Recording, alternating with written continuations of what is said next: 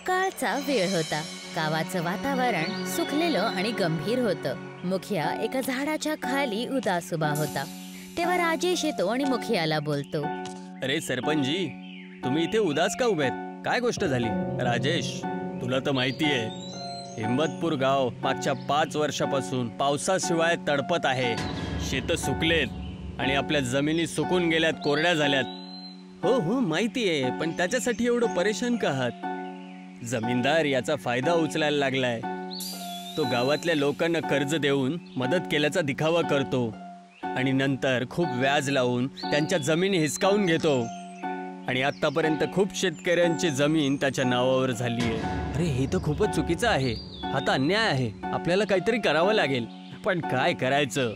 जमीनदारला लोक घाबरतात. जमीनदार खूप ताकदवर आहे.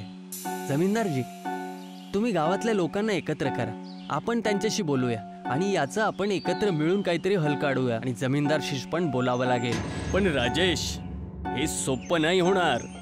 सोपं काहीच नसतं सरपंचजी, पण प्रयत्न तर आपल्याला करावंच लागेल. उद्या सकाळी भेटूया. राजेश घराकडे निघून जातो. राजेश घरी पोचतो.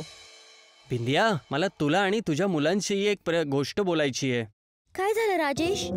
कमल आणि सुलेखा पण येतात. आज मुखियाजींना भेटलो. गावाचे हाल खूप खराब आहेत. 5 वर्षापासून पाऊस नाही पडलेत आणि जमीनदाराने गाववाल्यांचं जगणं मुश्किल केलंय. कर्ज देऊन त्यांच्या जमिनी हिसकावून घेतो. तर तुला काय करायचं आहे? मी गाववाल्यांना एकजूट करेल आणि जमीनदारासोबत बोलणार आम्ही आणि त्यांना हा अन्याय थांबवायला लावूया. तुला माहित आहे ना, जमीनदार किती खतरनाक आहे. त्याच्याशी दुश्मनी घेणं बरोबर नाहीये. बाबा, आई बरोबर बोलत आहे. जमीनदाराचे माणसं खूप ताकदवर आहेत. ते खूप काही पण करू शकतात. कमल, घाबरण्याने काही नाही होत. जर आपल्याला माहिती आहे की आपण बरोबर आहोत तर आपल्याला आपली जिम्मेदारी निभवायला पाहिजे. आपण आपल्या डोळ्यासमोर अन्याय होतोय आणि ते आपण बघून न बघितल्यासारखं करणं हे चुकीचं आहे. मग तो जमीनदार सारखा क्रूर माणूस जरी असला तरी चालेल. बाबा, पण जर काय गाववाले भिवून तुमचा साथ नाही देणार तर तुम्ही काय करणार? तरी सुद्धा मी लढेल. लक्षात ठेवा, जर मनामध्ये विश्वास आणि ताकद मजबूत असेल तर आपल्याला कोणीच नाही थांबवू शकणार. बिंदिया गप्प राहते, पण तिच्या चेहऱ्यावर भीती स्पष्ट दिसत होती. कमल आणि सुलेखा आपल्या बाबांच्या दृढ विश्वासला बघून गपचूप विचार करायला लागतात. उद्यापासून गावात एक नवीन सुरुवात होईल. आता आपण अजून अन्याय सहन नाही करणार. राजेश गंभीरताने आपल्या खोलीमध्ये जातो. गावाची सगळेजण एकत्रित होते. राजेश चौपालीजवळ उभा होता आणि मुखिया बाजूला उभा होता. माझ्या बहिणींनो आणि भावांनो, मला माहिती आहे की तुम्हाला खूप त्रास होत आहे. पाऊस पडत नाहीये आणि जमिनी कोरड्या झाल्यात आणि धान्य उगत नाहीये. पण याचा अर्थ हा नाही की आपल्या जमिनी आपण जमीनदारला द्यायच्या.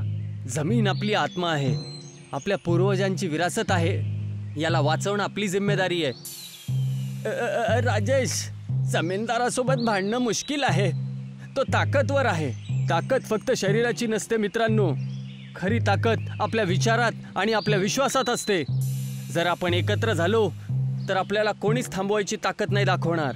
राजेश बरोबर बोलत आहे. आपल्याला आपली जमीन आणि आपले अधिकार वाचवण्यासाठी उभं राहावं लागेल. पण त्याने जर आपल्यावर हमला केला तर आपण थांबून त्याचा सामना करू. घाबरून जगण्यापेक्षा सन्मानानं मेलं बरं असतं. पण विश्वास ठेवा, जेव्हा आपण एक होतो तर जिंकणं आपलं नक्की आहे. गावातली लोक हळूहळू सहमत होतात.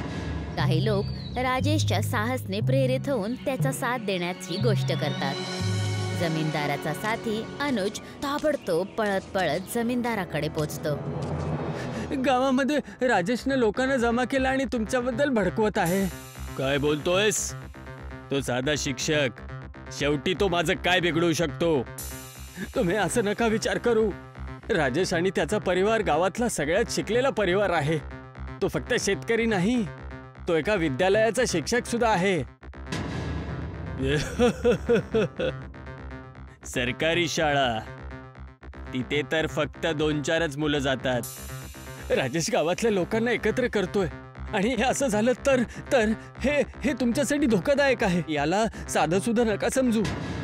जमीनदार थोडा गंभीर होतो. तो विचारात पडतो. तुला माहिती अनुज, वर्षांपूर्वी राजेशच्या वडिलांनी माझ्याकडून कर्ज घेतलं होतं. मी त्यांच्याकडून एका साध्या कागदावरती अंगठा घेतला होता. हा सोहेब, पण राजेशने तर तुमचं कर्ज देऊन टाकलं होतं. पण त्याला हे माहिती नाहीये तो साधा कागद अजून पण माझ्याकडे आहे. त्या कागदामुळे मी त्याची जमीन आणि त्याचं घर माझ्या नावावर करून घेऊ शकतो. सकाळच्या वेळेस जमीनदार आपल्या माणसांबरोबर तिथे पोहोचतो.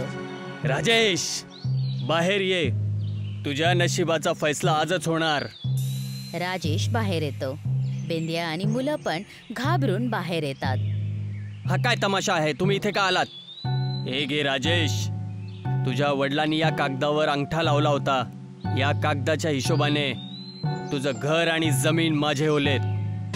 हे खोटं आहे. मी माझ्या वडिलांचं सगळं कर्ज दिलं होतं. होऊ शकतं, पण तुझ्या वडिलांनी हा कागद माझ्याचकडे सोडला होता. आता हा कागद कायद्याने माझ्यासाठी जिंकण्याचा सबूत आहे. हा तर आमच्यावर अन्याय होत आहे. तुम्ही असे नाही करू शकत. अन्याय?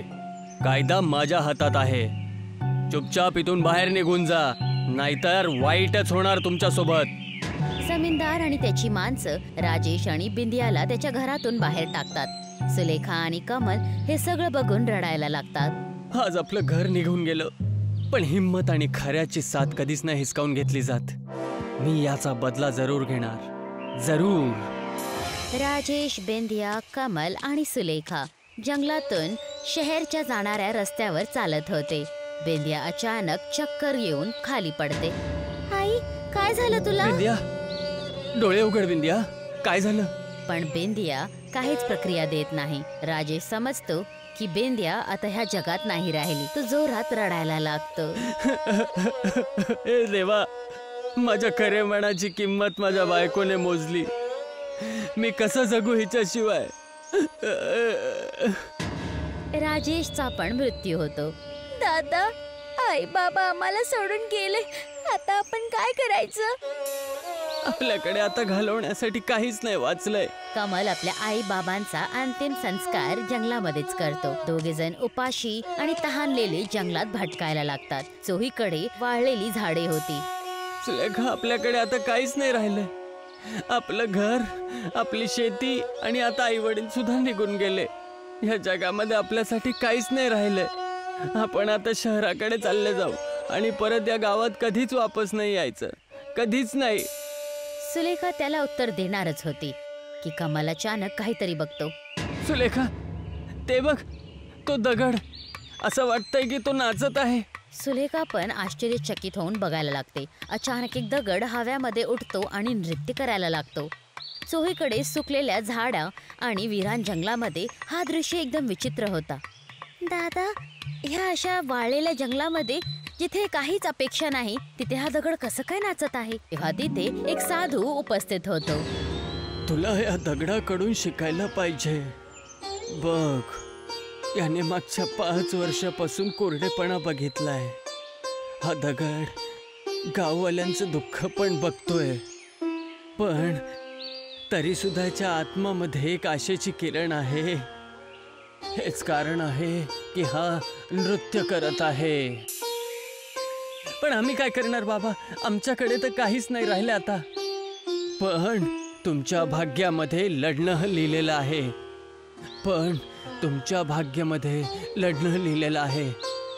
तुमच्या वडिलांनी तुमच्याकडून खूप अपेक्षा केलेल्या आहेत. तुम्हाला या दगडाकडून प्रेरणा घेतली पाहिजे. हा एक दगड असून पण हिम्मत नाही हारत आहे, तर तुम्ही माणूस असून सुद्धा कशी हिम्मत हारू शकता? कमल आणि सुलेखा साधूचं बोलणं ऐकतात आणि विचारात पडतात. दादा, बाबा बरोबर बोलत आहेत. आपल्याला हार नाही मानायला हवी. आपल्याला आई बाबांच्या मृत्यूचा बदला घ्यायलाच हवा आणि गाववाल्यांचा हक्क त्यांना परत मिळवायला हवा. हा सुलेखा, मी लढणार आणि जमीनदाराकडून आपलं सगळं वापस घेणार. हा माझं वचन राहिलं तुला. साधू हसतो आणि तिथून निघून जातो. कमल आणि सुलेखा परत आपल्या गावाकडे येतात. कमल आणि सुलेखा गावाच्या चौपालीजवळ उभे राहतात. आजूबाजूला गाववाले जमा होतात. कमल दृढतेने बोलायला सुरुवात करतो. गावातले दादा आणि बहिणींनो, ही गोष्ट घाबरायची नाहीये. हा जमीनदार ज्याने आपल्याकडून तुमची जमीन, तुमची मेहनत, तुमचा सम्मान हिसकावून घेतला, तो आता अजून आपल्याला दाबू नाही शकत. ही लढाई फक्त माझी नाहीये, ही लढाई आपल्या सगळ्यांची आहे. आम्हाला एकत्र यावं लागेल. गावातले लोक हळूहळू सहमतीमध्ये डोकं हलवायला लागतात. हो, तुम्ही दोघं बरोबर आहात. जर आपण उभं राहून आज ही लढाई नाही जिंकली तर आमची पुढची पिढी सुद्धा हीच गुलामी जगणार. मी तुमच्या सोबत आहे.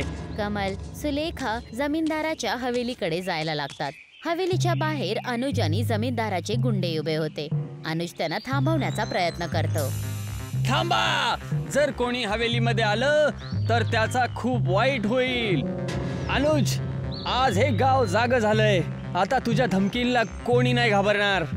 गाववाले अनुजला मागे ढकलतात आणि हवेलीच्या आत शिरतात. जमीनदार गाववाल्यांना बघून चौकतो. हा काय मूर्खपणा आहे? मला माहिती नाहीये का मी कोण आहे?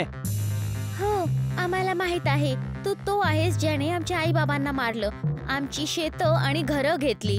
पण आता तुझा वेळ आला आहे. गाववाले जमीनदाराला घेरतात. कमल गाववाल्यांना जमीनदारने दिलेल्या कागदाला दाखवतो आणि बोलतो की हा कागद कोर्टमध्ये जमीनदाराच्या खिलाफ सबूत म्हणून पेश केला जाईल. जमीनदार घाबरतो.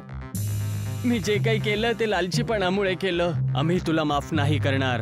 तुला तुझ्या अपराधांची शिक्षा कायदाच देणार. आता गाववाले जमीनदाराला पकडून पोलिसच्या हवाल्यात टाकतात. जमीनदाराची हवेली जमीन गाववाल्यांना परत दिली जाते. दुसऱ्या दिवशी कमल आपल्या घरी आपल्या बहिणीला बोलतो. आपण एका दगडापासून शिकलो. जोपर्यंत आपण स्वतःला पूर्णपणे नाही सोडणार तोपर्यंत आपण अपेक्षा नाही सोडू शकत. तो दगड 5 वर्षापासून नृत्य करत होता, कोरड्यामध्ये पण. आणि आपण कधी हार मानली होती.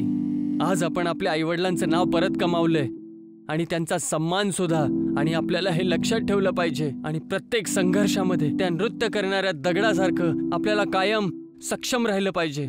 आपल्या भावाचं बोलणं ऐकून सुलेखाच्या डोळ्यामध्ये अश्रू आले, कारण कमल बरोबर बोलला होता.